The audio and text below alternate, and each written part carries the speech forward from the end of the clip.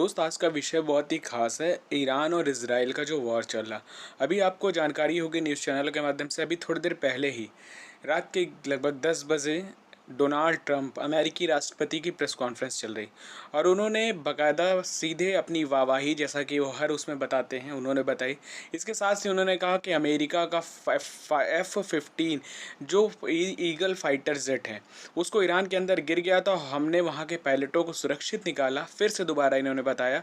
इसके साथ ही और वो घायल था, जो इनका 2 पायलट थे, एक को तो निकाल लिया, दूसरे का रेस्क्यू कर रहे थे और 48 घंटे दुश्मन के इलाके में छिपकर वो बचता रहा।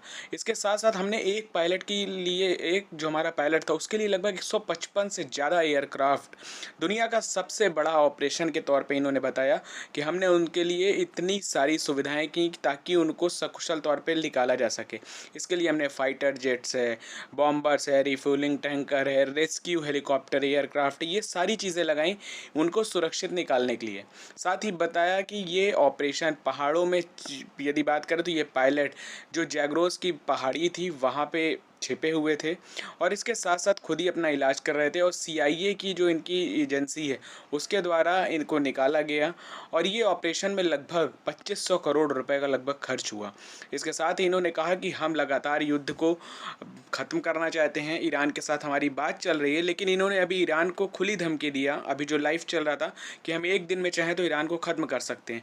वहीं ईरान की तरफ से लगातार कहा जा रहा है यदि जब तक आप श्योर नहीं करोगे तब तक इस युद्ध को ख़त्म करने की बात तो होगी ही नहीं। इसके साथ ही यदि बात करें तो इन्होंने लगातार अटैक्स करते गए और रही बात कि अब स्थिति बहुत ही, पूरा मिडिल ईस्ट अशांत तो है ही है।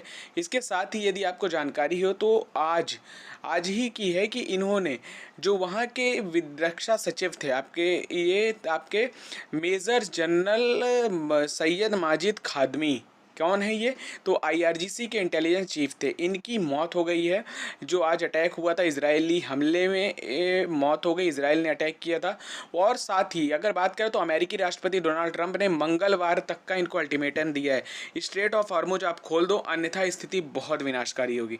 ईरान के द्वारा भी कहा जा रहा है जब तक आप लिखित नहीं दोगे सारी चीज़ें, और अगर एक भी अटैक हुआ तो हम बाबल मंदेव जो है उसको भी बंद कर देंगे और डिसैलिनाइजेशन, जो आपका मिडिल ईस्ट में जो पानी एक तरह से निष्कलीकरण होता है उसको तक हम बंद कर देंगे कि आप स्वच्छ पानी को जो निकालते हो, खारे पानी से स्वच्छ पानी बनाते हो, उसके लिए तक तरसा देंगे।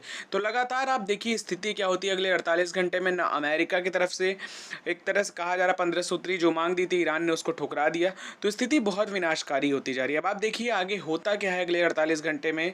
और ईरान